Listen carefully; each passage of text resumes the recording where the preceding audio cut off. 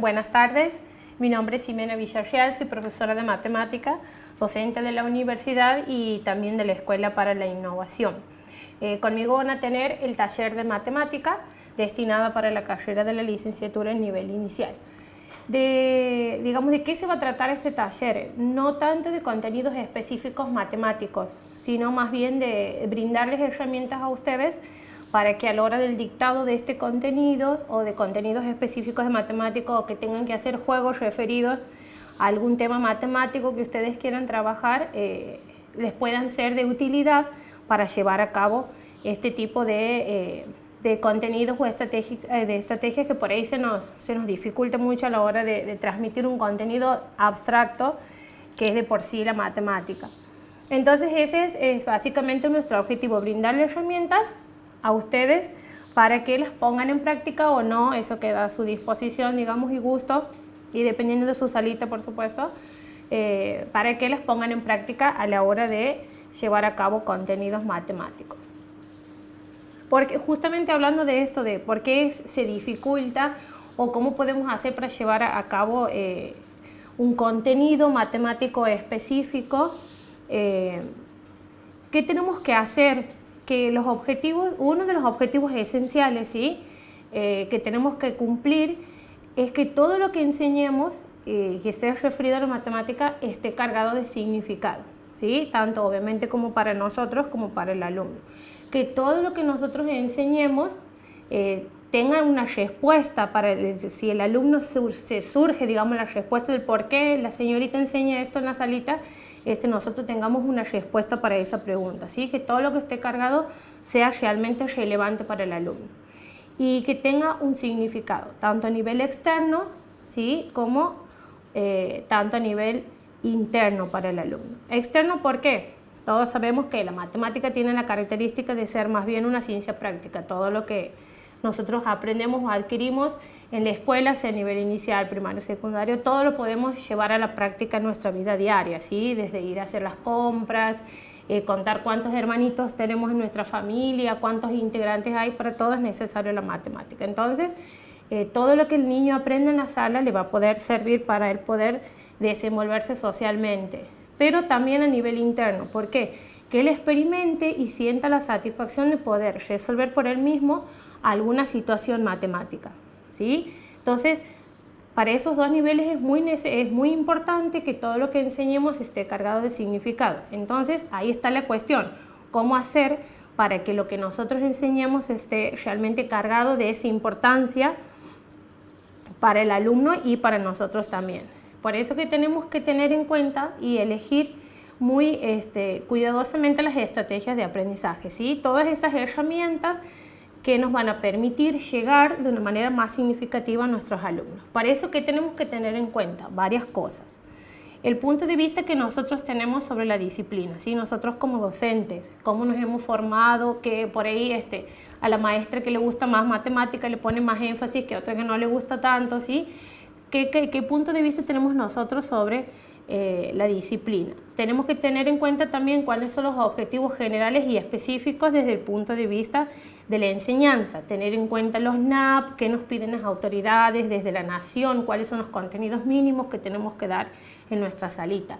El punto de vista, obviamente, sobre nuestros alumnos, cuál es la característica, cuál es su contexto, cuáles son los contenidos que se adecúan más a nuestros alumnos y cuáles son las demandas propiamente de nuestra institución, ¿sí? Desde las autoridades, qué es lo que nos piden. Todo esto hace que nosotros fijemos un determinado modelo de aprendizaje, ¿sí? En unas diapositivas siguientes vamos a ver qué tipos de modelos podemos seguir en nuestra salita. Pero dependiendo de ese modelo que nosotros vamos a elegir, se fijan determinados contratos didácticos, ¿sí? Contrato didáctico, igual que digamos el significado común, cotidiano, que nosotros aplicamos un contrato, que es un acuerdo entre dos partes, ¿sí? Que entre dos, digamos, o más partes, ¿sí? Que si no se cumple ese contrato, hay algún tipo de penalización. Lo mismo pasa en nuestra salita. Nosotros tenemos que fijar constantemente contratos, es decir, acuerdos entre nuestros alumnos para poder llevar a cabo una clase, ¿sí? Por ejemplo, si se portan bien en la salita, tienen 5 minutos más de recreo o juegan 5 minutos más con las muñecas o 5 minutos más en la cocina, como ustedes quieran, ¿sí? Son determinados acuerdos, determinadas reglas que si no se cumplen tienen algún tipo de penalización, ¿sí? Si ellos no cumplen, si no se portan bien, no van a estar 5 minutos más en el recreo o no van a poder jugar más, ¿sí? Entonces, este concepto muy importante que lo propone Guy Brousseau, que es un didacta matemática de la escuela francesa, ¿sí?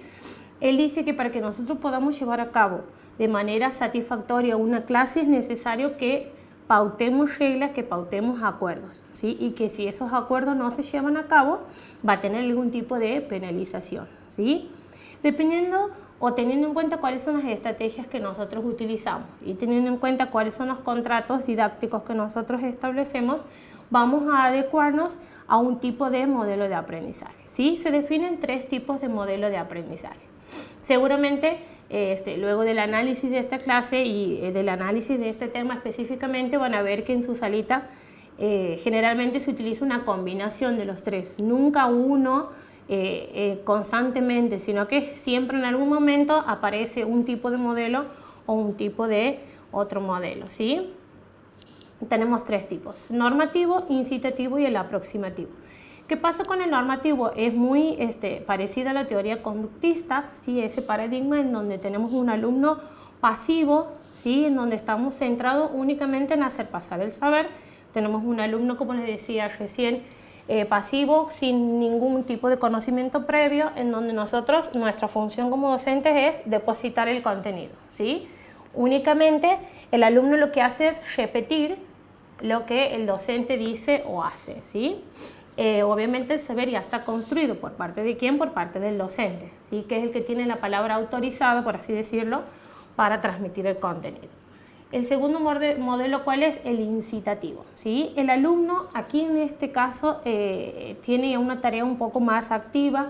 Él ya participa manifestando cuáles son sus intereses, qué es lo que desea aprender, por qué enseñamos esto y por qué no otro tipo de tema, ¿sí? Ya se tiene en cuenta qué es lo que el alumno desea o por ahí le va a servir para desarrollarse socialmente. El alumno, ¿qué es lo que hace? Escucha al maestro, responde a las demandas, ¿sí? El maestro, ¿qué tiene que hacer? Buscar motivaciones para hacer más dinámicas la clase, porque ya tenemos un alumno un poco más pasivo pensante, ¿sí? En donde el saber está ligado a las demandas que estos alumnos van generando en nuestra salita. Y el último, que es el aproximativo, que está muy relacionado, es muy parecido a las teorías constructivistas, seguramente estudiadas por ustedes en el profesorado, en donde está centrado en la construcción del saber por parte del alumno, ¿sí? Aquí aparece una palabra muy clave, que es la palabra construcción. Es decir, ya no se habla más de un saber construido por parte del alumno, sino se habla de un saber que el propio alumno tiene que construir por él mismo con nuestra ayuda como docentes, ¿sí? Es decir, nosotros vamos a hacer ese puente entre el alumno y el conocimiento, ¿sí? Ese conocimiento que él mismo tiene que construir. ¿Qué es lo que hace el maestro? Tiene que proponer y organizar situaciones con obstáculos, ¿sí? ¿Por qué? Porque para hacer matemática básicamente necesitamos un obstáculo. ¿Para qué? Para que el alumno, sorteando ese obstáculo, va a poder recién construir el contenido. Va a ser un enfrentamiento entre sus ideas previas, entre sus conocimientos previos y lo que necesita saber. La situación problemática hace que el alumno confronte eso, lo que ya sabe con lo que necesita saber. Por eso es que aquí es muy importante los conocimientos previos del alumno. El alumno obviamente ya ensaya, busca, propone soluciones, confronta con los de sus alumnos, es decir, que el aprendizaje colaborativo es muy importante, ¿sí? Seguramente les habrá pasado que entre ellos se consultan de qué se trata el juego. Si es un juego con cartas, van a jugar entre ellos con las cartas, ¿sí? El contacto con el compañero es muy importante para este tipo de modelo. Y el saber va a estar ligado a la propia lógica del alumno, porque si hablamos de construir el conocimiento, es un proceso personal. Y al ser un proceso personal, cada uno va a tener su ritmo de construcción, ¿sí? Seguramente a algunos les va a costar más, a otros no tanto, o alguno va a necesitar más ayuda de la señorita que otro, ¿sí? Entonces, cada uno va a ir haciendo a su ritmo las cosas y la construcción del contenido, ¿sí? Con estas ideas previas de este taller lo vamos a presentar, ¿sí? Este taller tiene 4 unidades, en donde la primera es un poquito la más larga, ¿sí? La más tediosa, por ahí la que más contenidos matemáticos específicos tiene, que es la de el número, cómo lo vamos a trabajar el número, con qué conjunto numérico trabajamos y cuáles son las características. La unidad número 2, que es la resolución de problemas, que es transversal a todas las otras, ¿sí? Esta unidad es muy importante, la 2, porque podemos relacionar la 2 con la 3, la 2 con la 1, ¿sí? Es muy importante que la sepan. Espacio en la unidad 3 y la unidad 4 es medida, ¿sí? Comenzando con la unidad número 1, que era la que recién les decía que es un poquito la más larga, vamos a empezar viendo la evolución de la enseñanza del número, ¿sí? Porque seguramente la formación la formación, digamos, docente ha ido cambiando con el tiempo, ¿sí? Así también con ello la enseñanza del número y la enseñanza de la matemática en sí no ha sido siempre la misma, dependiendo de las teorías que se iban tomando, ha ido evolucionando. Tenemos 3 etapas, digamos. Primero, la etapa clásica de la enseñanza del número, la etapa moderna y la etapa actual, que tiene mucho que ver también con los distintos paradigmas que se iban dando a lo largo del tiempo, ¿sí? En la clásica, ¿qué característica tenía la enseñanza del número? Se lo enseñaba de manera secuencial, uno detrás del otro. Es decir, que aquí lo que importa es el recitado del número, que el alumno del número. En el nivel inicial, sabiendo los números de memoria, ¿sí? Secuenciados, 1, 2, 3, 4, así en un determinado orden. Es decir, un aprendizaje por repetición, ¿sí? En donde se aprende a representarlo únicamente a través de un símbolo, ¿sí? Una vez que se familiariza con el número, recién se lo aplica a situaciones problemáticas. No es que se aprende el número resolviendo situaciones problemáticas. Por eso dice que el aprendizaje es previo a la aplicación. Los conceptos previos del niño no son tomados en cuenta porque, al no ser tan importante la resolución de problemas, no toma mucha relevancia cuáles son sus contenidos previos, ¿sí? La ordinalidad y la cardinalidad se confunden y toda la enseñanza del número se reduce únicamente al conteo verbal, ¿sí? En la enseñanza moderna, ¿cómo ha ido avanzando, digamos, con el transcurso del tiempo? Aquí ya tenemos un alumno un poco más activo, ¿sí? En donde él ya ocupa un rol determinado y en donde se tiene en cuenta cuáles son sus conocimientos previos. ¿Por qué? Porque el problema empieza a tener más importancia, ¿sí? La resolución de problemas o la construcción del contenido a partir de resolución de problemas ya empieza a tener un poco más de relevancia que en la etapa anterior. El concepto de número surge asociado a una propiedad de conjuntos en donde se vincula un término con otro, ¿sí? Por ejemplo, si dibujamos 3 elementos, no sé, 3 florcitas, ¿sí? Y colocamos 3 signos, ¿sí? O 3 símbolos, aquí ponemos el 1, el 2, el 3. Entonces ellos tienen que unir con una flecha la cantidad con el símbolo correspondiente, ¿sí? Esa es la relación de término a término. El sistema de numeración ya se constituye en un objeto de estudio porque ya no me interesa únicamente que el alumno lo recite verbalmente, sino que me interesa que el alumno aprenda el significado del 1, el significado del 2, a qué cantidad corresponde el 1, a qué cantidad corresponde el 2, etcétera, ¿sí? Las nociones prenuméricas dan lugar a nociones numéricas. Las nociones prenuméricas es todo lo previo al número, ¿sí? Es todo lo que el alumno trae de afuera del jardín, ¿sí? Todo lo que sabe. El canal de tele, cuántos hermanitos tiene, cuántos días tiene una semana, ¿sí? Todo lo que el alumno trae de afuera del jardín y que se formaliza con la educación en el jardín, ¿sí? Esas son todas las nociones prenuméricas. El problema ya ocupa un lugar mínimo, pero tiene una leve importancia, ¿sí? En la enseñanza actual, que es la que nosotros, digamos, estamos, valga la redundancia, actualmente transitando, ¿sí? Nosotros ya consideramos un alumno que tiene conocimientos previos, ¿sí? Es decir, ya se considera y se toma como importante todo lo que el alumno sabe respecto del número, ¿sí? ¿Por qué? Porque aquí el problema es el corazón de la matemática. Aquí el problema es lo más importante de la matemática porque es la herramienta que me brinda la matemática para que el alumno pueda construir el conocimiento matemático. Obviamente, como estamos hablando de niños de 3, de 4, de 5, los problemas van a ser acorde a su edad, acorde a mi jardín, acorde a mi institución, ¿sí? Juego con cartas, juego con palitos de helado, no sé, ¿sí? Todo lo que sea acorde a la edad y a mi jardín, ¿sí? Las nociones matemáticas se constituyen en herramientas para luego pasar a constituirse en objetos de estudio. ¿Por qué? Como decía hace ratito, el problema hace que el alumno confronte sus ideas previas, las nociones prenuméricas, con nuevos contenidos que él necesita saber, ¿sí? Entonces, en ese proceso de asimilación, en ese proceso de construcción y reconstrucción es donde surge el nuevo contenido. Por eso que es importante la resolución de problemas para construir el contenido matemático. Luego que los niños adquieren cierto dominio del número, enfrentan el aprendizaje a las reglas de escritura. Es decir, que lo último que el alumno aprende es a simbolizar esa cantidad que por ahí la aprendemos primero mentalmente o la vemos en una banda numérica, por ejemplo. Después él por él mismo experimenta el símbolo del número, ¿sí? Se revitaliza la función del error, ¿sí? Hacerle ver al alumno que en la matemática, lo habrán pasado ustedes también, se caracteriza justamente porque caemos muchas veces en el error, ¿sí? Hacerle ver al alumno que el error no es un fracaso, ¿sí? Sino que es un puente al aprendizaje, ¿sí? Sabemos que si hemos cometido un error, para que nos salga bien el problema, no lo vamos a volver a cometer, ¿sí? Darle importancia al error y ver que equivocarse no está mal, ¿sí? Más por ellos que son chiquitos. Bien. ¿Cuáles son las funciones que cumple el número? ¿Sí? Como ustedes saben, más los niños, ¿sí? Nivel inicial, nivel primario, el número más que nada se vive, ¿sí? La noción del alumno se construye a partir de lo que el niño vive, ¿sí? De lo que el niño vive en la salita, de lo que el niño vive en su casa, de lo que el niño vive en su equipo de fútbol, ¿sí?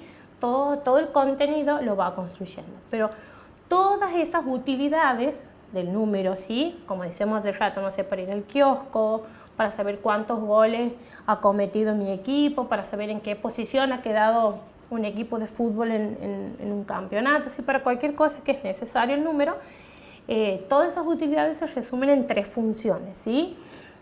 La primera es de memorizar cantidades, la segunda es de memorizar posiciones y la tercera es de anticipar resultados. La de memorizar cantidades tiene que ver con justamente memorizar un número, memorizar una cantidad, sin necesidad que esté todo el conjunto, todo el grupo presente, ¿sí? Por ejemplo, si a mi alumno de 5 años le pregunto cuántos hermanitos tiene, me va a contestar, no sé, 3 hermanitos. No hace falta que estén todos sus hermanitos aquí para que él cuente cuántos hermanos tiene, ¿sí? Él ya ha memorizado una cantidad, por ejemplo. O si le pregunto cuántos días tiene una semana, si él ya ha memorizado que tiene 7 días, no hace falta que estén todos los días, ¿sí? En un almanaque, por ejemplo, para que él cuente cuántos días tiene una semana, ¿sí? Esa es una de las funciones, memorizar cantidades. La segunda es memorizar posiciones. Es muy parecida a la cantidades, ¿sí? Es memorizar una posición sin necesidad de que estén todos los elementos de la lista presentes. Por ejemplo, si hacemos una carrera de embolsados y sabemos quién ha salido primera, segunda, tercera, no hace falta que esté la compañerita presente para saber quién ha salido primera, quién ha salido segunda, quién ha salido tercera, ¿sí? O una maratón, no sé, de pinturas, ¿sí? De pintar, de lo que sea, si algún concurso, ¿sí? No hace falta que estén todos los alumnos después que se ha efectuado el concurso, no hace falta que estén todos presentes para saber quién ha salido primero, quién ha salido, o a la hora de formarse, ¿sí? Ya la mayoría, una vez que transcurre el tiempo, ya saben quién va primero en la fila, quién va segundo, quién va tercero. Y si hay alguien que no está en el lugar que corresponde, seguramente lo van a correr para el lugar que sí tiene que ir, ¿sí? Ese es memorizar posiciones.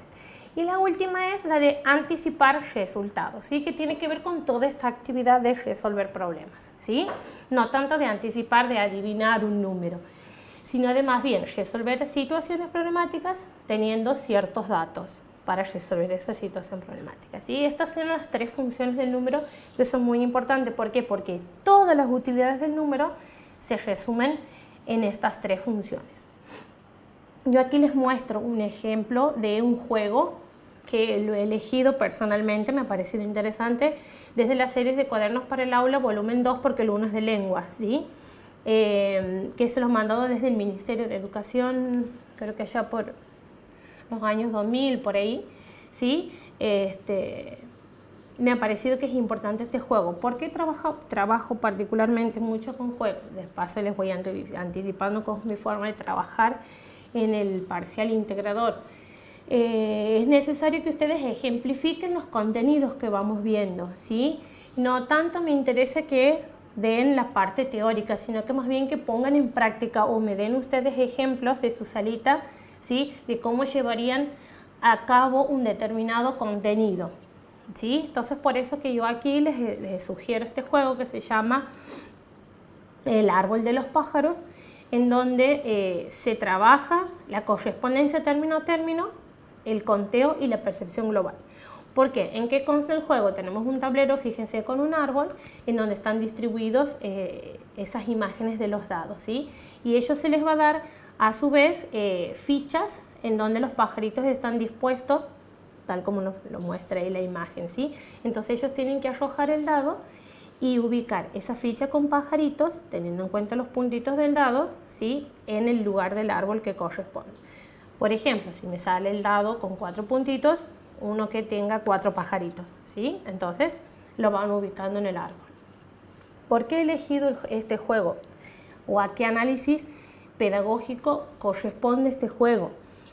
Primero, porque si yo quiero trabajar la correspondencia término-término, este juego es me ha parecido acorde a ese término, porque se corresponde la cantidad de pajaritos con la cantidad del dado, ¿sí?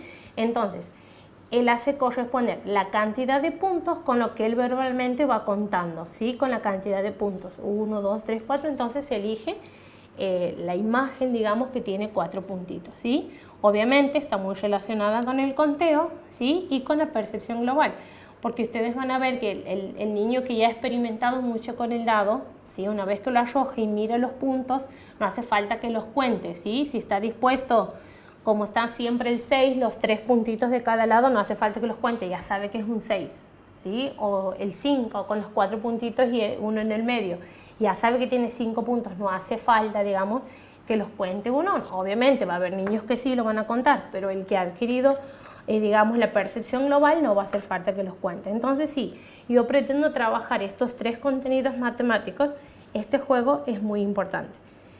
Y así tienen que ir pensando para cada uno de los temas alguna actividad o algún juego que ustedes puedan llevar a cabo en la salita para ejemplificar el contenido, ¿sí? Muy bien. ¿Por qué hacemos hincapié en el número natural en el nivel inicial? Porque es el conjunto numérico con el cual ustedes van a trabajar, ¿sí? El conjunto de los números naturales surge a partir de 2 cuestiones. ¿Cuántos hay en un conjunto y qué lugar ocupa este elemento dentro de un conjunto ordenado? Obviamente, si nosotros hablamos de cuánto hay, si hacemos referencia a eso, es porque estamos hablando del cardinal, es decir, de la cantidad de elementos que hay en un conjunto, ¿sí? Y si nosotros hablamos de un lugar determinado de posición, entonces estamos hablando del aspecto ordinal del número. Todo eso hacen al conteo. Justamente, contar se asocia al conjunto de los números naturales. Si nosotros empezamos a numerar, ¿sí? Si nosotros queremos contar cuántos elementos o cuántos, por ejemplo, cuántos alumnos tenemos en nuestra salita, comenzamos desde el 1, ¿sí?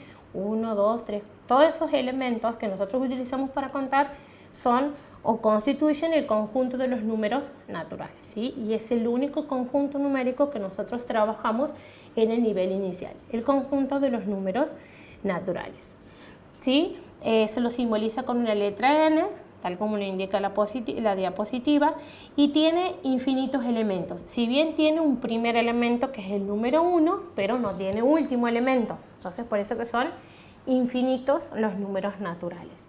El 0 es natural, no es un número natural, salvo que lo indiquemos con, como la diapositiva lo indica, una n y un 0 por debajo, ¿sí? Es un subíndice 0. Si nosotros le agregamos el subíndice 0, estamos indicando que le vamos a agregar el conjunto de los números naturales el 0, ¿sí? ¿Cuáles son sus características? Como habíamos dicho anteriormente, es un conjunto infinito, tiene un primer elemento que es el número 1, pero no tiene último elemento, ¿sí? Y además tiene la característica de ser discreto. ¿Qué quiere decir que sea discreto? que entre un elemento natural y otro elemento natural no tenemos ningún otro natural, o tenemos una cantidad finita de números naturales, ¿sí? Por ejemplo, si yo voy a considerar los elementos que tengo, veo la recta numérica que tengo representada aquí. Si yo voy a contar los elementos que tengo, entre el 1 y el 5, tengo únicamente el 2 y el 3 y el 4, no tengo ningún otro elemento más. O si voy a contar cuántos elementos hay entre el 1 y el 2, no tengo ningún número natural, ¿sí? Tengo solamente una cantidad que va desde el 1 hasta el 2. Entonces eso quiere decir discreto. No pasa así, por ejemplo, con los números decimales. Ustedes saben que si yo considero los números decimales que están entre el 0 y el 1, puedo tener el 0,5, puedo tener el 0,6, 0,7, infinitos números, ¿sí?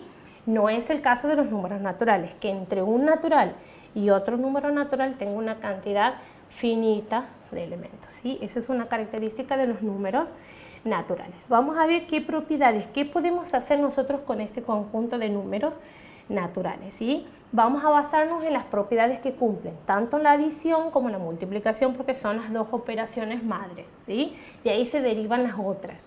Ustedes saben que de la suma se deriva la resta y de la multiplicación se deriva la división. Son contenidos obviamente elevados para nuestros niños que no los vamos a, si los pueden trabajar, si se da la oportunidad, mejor. Pero en el caso de que no se pueda trabajar porque nuestros niños no lo permiten, nuestras salitas, son contenidos que ustedes como futuros licenciados lo tienen que saber y lo tienen que manejar, ¿sí? Muy bien. La adición.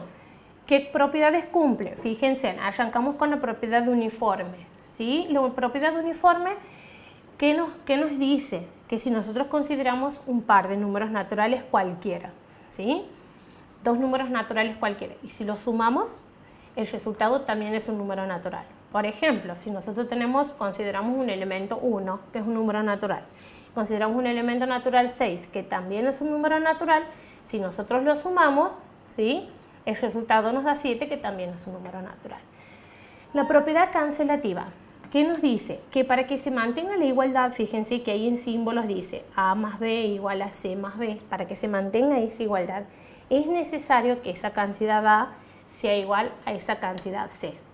Estamos para que posteriormente ese elemento B quede cancelado, ¿sí? Por eso se llama cancelativa. Vamos al ejemplo, es más fácil por ahí verlo con un ejemplo. Si nosotros le asignamos al valor A 4 y a la cantidad B 8, fíjense, y C no sabemos cuál es la cantidad sí que va a ir tomando. Entonces, dependiendo o teniendo en cuenta esta propiedad cancelativa, ¿sí? Si nosotros queremos mantener la igualdad, si le asignamos a A el valor de 4 y a B el valor de 8, ¿sí? El resultado nos da 12. Entonces, para mantener esa igualdad, si nosotros ya sabemos que B vale 8, ¿qué valor va a tomar C para que se mantenga la igualdad? Sí o sí tiene que ser el mismo del valor A. Entonces, para que se cumpla esa igualdad, es necesario que A y C tomen el mismo valor. En este caso, para que se mantenga la igualdad, 12. La tercera propiedad es la propiedad asociativa. La propiedad asociativa lo que permite es agrupar de maneras distintas con paréntesis, ¿sí? Esa es la herramienta que nos brinda la matemática para agrupar de maneras distintas y que se mantenga el resultado. Bueno, seguramente la habrán visto en algún momento de su formación profesional. Entonces, si nosotros damos el valor de A6, el valor de B1 y el valor de C4 y agrupamos de diferentes maneras, resolviendo siempre primero lo que está entre paréntesis, se puede observar que se obtiene el mismo resultado. El elemento neutro, bueno, la palabra lo indica, si algo es neutral quiere decir que no lo afecta, ¿sí? Que no lo altera. El elemento neutro en la adición es justamente el 0, siempre que estemos en los naturales incluidos el 0, ¿sí? Es el 0, porque si nosotros a cualquier elemento le sumamos 0, no lo alteramos, ¿sí? En este caso 3, le sumo 0, sigue siendo el 3. Y el elemento inverso, ¿por qué no tiene? Porque el elemento inverso tiene la característica de que si nosotros a este elemento inverso le sumamos cualquier número natural, obtenemos como resultado el neutro en esta operación que es 0, ¿sí?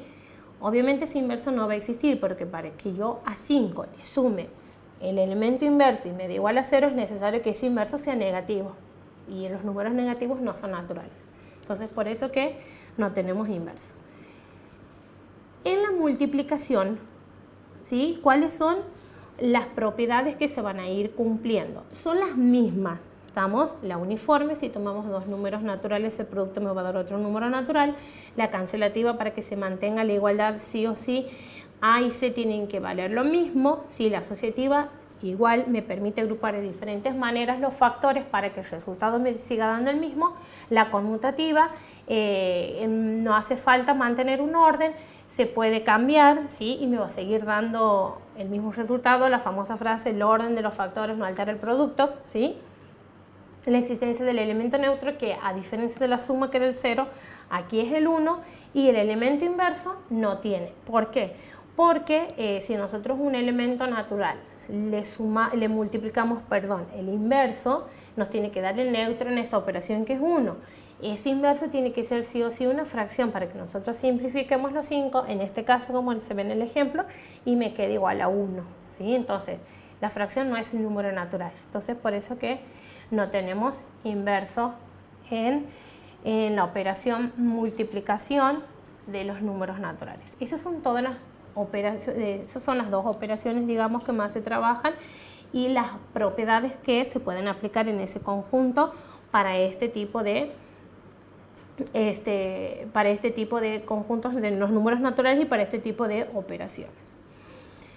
Teniendo en cuenta y siguiendo con el análisis de la enseñanza del número, vamos a tener distintos niveles de recitado, ¿sí? Como distintos niveles que van a ir transitando los alumnos de recitado del número, ¿sí? El recitado de lo que ustedes quieran, digamos, que el alumno haga respecto de este contenido que es el número, ¿sí?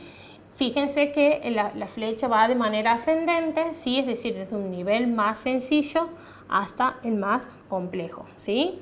El nivel cuerda, que es el de los más pequeños, en donde el alumno es capaz de recitar un trozo de la situación numérica únicamente por evocación, porque lo he escuchado, porque está repitiendo una canción, porque está repitiendo lo que he escuchado de algún programa televisivo, ¿sí? Únicamente evoca la serie numérica, pero no conoce, digamos, su significado todavía, ¿sí? De las cantidades. El nivel cadena irrompible, en donde el niño es capaz de recitar la sucesión si se empieza únicamente por el 1. ¿Estamos? Si arrancamos a contar desde el 1, es la cadena irrompible. Ahora, si nosotros podemos empezar o permitimos que el alumno aprenda a contar desde otro número diferente del 1, que comience desde un número diferente del 1, entonces la cadena ya se rompe, ¿sí? Y podemos hacer que recite desde cualquier valor distinto del 1. El nivel cadena numerable, que ya es el penúltimo nivel, es decir, es uno de los más complejos, el niño es capaz de recitar, ¿sí? Comenzando desde cualquier número, a contar desde un número determinado, ¿sí? Deteniéndose en la palabra que corresponda. ¿Estamos? Es decir, nosotros si le decimos que recite los números desde el 10 hasta el 20, ¿sí? Hacemos que comience desde cualquier número y que se detenga en el número que uno lo indica, ¿sí? Y el último, que es el nivel mucho más complejo, que bueno, a veces es alcanzado por los niños y a veces no es necesario, ¿sí? Pero hay algunos que lo logran, que es el nivel cadena bidireccional, en donde el alumno puede contar hacia adelante correctamente y puede contar hacia atrás correctamente. Para eso es necesario que el alumno conozca el concepto de anterior y sucesor, ¿sí? Que por ahí es un poco elevado, pero si logra alcanzarlo, mucho mejor, ¿sí? Esos son los 5 niveles de recitado con respecto al número. Dos aspectos muy importantes que se los tiene que trabajar de manera separada, pero que están muy relacionados, que es el aspecto cardinal y el aspecto ordinal. Una de las actividades más, digamos, más acordes a esto es la correspondencia, como decíamos hace rato, de término a término. Fíjense que en la imagen que les sugiero tenemos, por ejemplo, 3 tortugas que se tienen que unir con el símbolo de la cantidad que corresponda. Ustedes fíjense que tienen 3 opciones y el niño tiene que asociar con la cantidad que corresponda. ¿Por qué se trabaja la cardinalidad? Obviamente porque hay que contar la cantidad de elementos que tiene este conjunto. En este caso tenemos 3 tortugas y que la última palabra que él recita, 3, 1, 2, 3, es el cardinal de ese conjunto, esa última palabra. ¿Por qué se tiene en cuenta el orden aquí? Porque para el conteo, en este caso, no es necesario respetar el orden, ¿sí? Es lo mismo que yo arranque, por ejemplo, por las tortuguitas, por la primera que está arriba, vamos a seguir teniendo 3, o si arranco por la tortuguita que tenemos abajo, ¿sí? 1, 2, 3, no va a variar la cantidad, ¿sí? No interesa el orden, pero no siempre ocurre así. Si nosotros tenemos una seriación, si tenemos un conjunto ordenado, ahí no solamente tenemos que contarlo, sino que también tenemos que ordenarlo, ¿sí? Es necesario que el alumno trabaje esos dos contenidos por separados, pero están muy relacionados entre sí. Que el alumno sepa distinguir el aspecto ordinal del aspecto cardinal del número.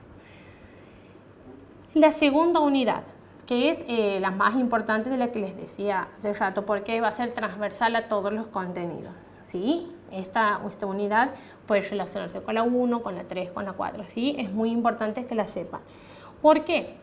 Tal como lo veníamos diciendo desde el comienzo, para que todo esté cargado de significado, que es en realidad uno de los objetivos más importantes, ¿sí? Desde el punto de vista significativo de la matemática, para que sea realmente relevante para el alumno, es necesario que todo lo que se enseñe, o sea, todos los contenidos matemáticos que se enseña, se lo haga a partir de una construcción del contenido. ¿Y cuál es la herramienta matemática que nos permite construir el contenido? El problema, la dificultad, el obstáculo. Es por eso que es muy importante que todo lo que enseñemos lo hagamos desde una resolución de una situación problemática, ¿sí?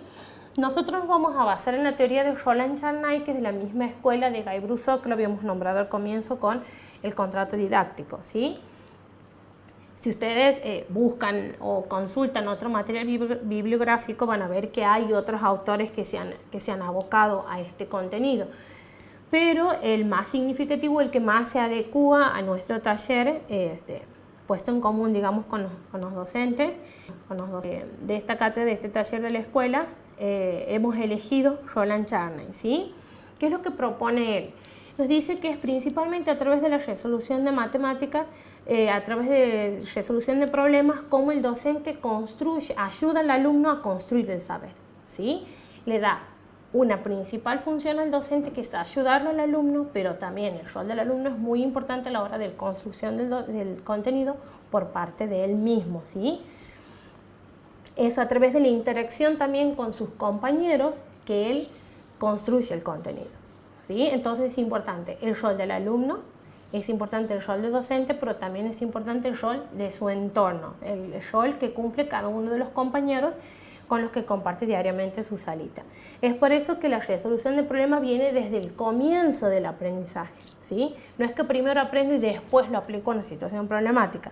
No, en este caso lo que tenemos que hacer es comenzar a construir, comenzar a enseñar, comenzar aprendiendo desde la resolución del problema, ¿sí?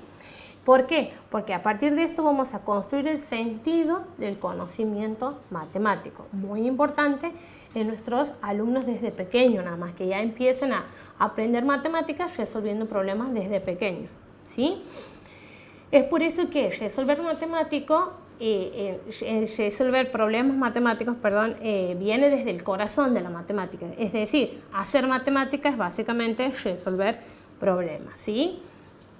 El aprendizaje por medio de la resolución de problemas, el conocimiento figura primero como un instrumento, ¿sí? Que le permite a él construir nuevos contenidos, ¿sí? Es decir, todo lo que él sabe, todo lo previo, todos los conocimientos previos, las nociones prenuméricas de las que lo vamos a hacer rato, todos esos contenidos previos le van a ayudar a construir el nuevo conocimiento, pero ese enfrentamiento lo hace únicamente a partir de la resolución de problemas, ¿sí? El maestro tiene que proponer situaciones problemáticas significativas que se adecúen a su entorno, ¿sí? No vamos a, por ejemplo, si enseñamos en un jardín de zona rural, no tiene sentido de que enseñemos o demos situaciones problemáticas con cosas que ellos ni siquiera conocen, ¿sí? Que nunca han visto, que nunca han experimentado. Entonces siempre darles situaciones problemáticas que se adecúen a su contexto. Los niños desde edad temprana tienen que aprender a efectuar actividades matemáticas con significado en interacción con sus compañeros y en búsqueda de soluciones a los problemas. Es decir, que no se queden en que no lo pueden resolver. Siempre tienen que llegar a la solución del problema. ¿Todas las situaciones son problemáticas? No. ¿Cuál es la característica fundamental de una situación para que sea matemática? tiene que tener una dificultad, algún obstáculo que sortear, obviamente acorde a la edad del niño y a su contexto.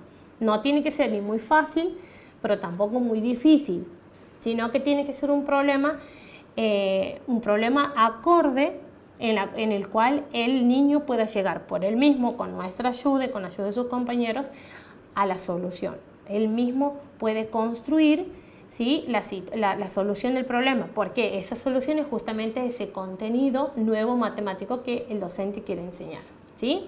El niño tiene que familiarizarse con distintas estrategias para resolver el problema. Es más, si tenemos un mismo problema resuelto de distintas formas, correctas obviamente, por nuestros alumnos, está muy bueno que ustedes lo hagan público, ¿sí? No sé, que en el pizarrón ellos dibujen o escriban cómo de maneras distintas han llegado a la misma solución, o ustedes la comenten, o que ellos mismos puedan expresarse, ¿sí?, manifestando distintas soluciones para un mismo contenido.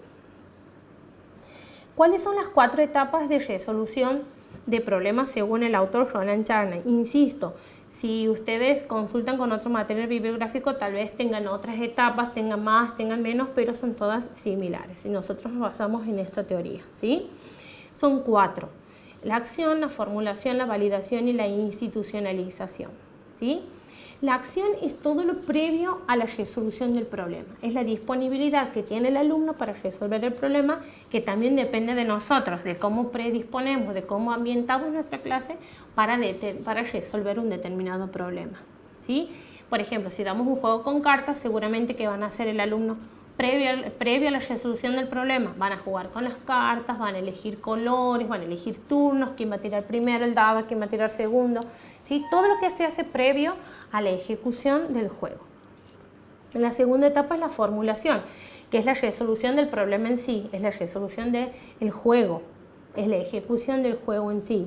Si es un juego con cartas, repartimos cartas, miramos qué cantidad de palos tenemos, o si tenemos un juego con dados, arrojamos los dados, contamos la cantidad de puntos, ¿sí? Lo que sea que haga el juego, es la ejecución del juego en sí, esa es la formulación.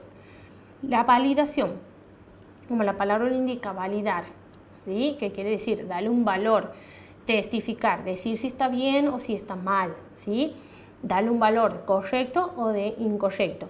Ellos mismos van validando a la hora de ejecutar el juego, seguramente van a ir viendo si es un juego de competencia, quién va ganando, quién va perdiendo, ¿sí?, hasta al final validar el juego y decir quién ha ganado, por ejemplo, ¿sí? Pero la validación se hace constantemente porque ellos tienen que ponerse de acuerdo qué es lo correcto y qué es lo incorrecto, siempre con la ayuda de la docente. Y la institucionalización es la única etapa a cargo del docente exclusivo. No es la única etapa en la que interviene el docente, no, el docente interviene desde el comienzo, pero sí es la etapa exclusiva del docente, porque es la etapa en la cual el docente institucionaliza el contenido, ¿sí? Le da el toque oficial al contenido, porque si no va a quedar en un simple juego, ¿sí? Si la docente no institucionaliza el contenido, por ejemplo, si han querido trabajar el número 2 y han hecho todos los juegos referidos a la cantidad 2, si la docente no institucionaliza y le asigna una cantidad y le asigna un símbolo y le asigna un nombre a ese signo, a ese símbolo 2, entonces va a quedar en un simple juego. No es necesario, digamos, o no va a ser relevante para el alumno, ¿sí?, si queda en un simple juego. Sí lo va a hacer si la docente institucionaliza el contenido. Estas 4 etapas se pueden aplicar, generalmente siempre las trabajo así, estas 4 etapas aplicadas a una situación problemática. Un ejemplo muy sencillo es este juego que se llama Invasión de Colores. Lo he tomado también de las series de cuadernos NAP del volumen 2, que se llama Invasión de Colores, en donde se tiene un tablero en blanco, 2 alumnos enfrentados y un color cada uno de ellos, ¿sí? Se arrojan 2 dados simultáneamente y se van a pintar tantas casillas como indica la suma de los puntos de los dados, ¿sí?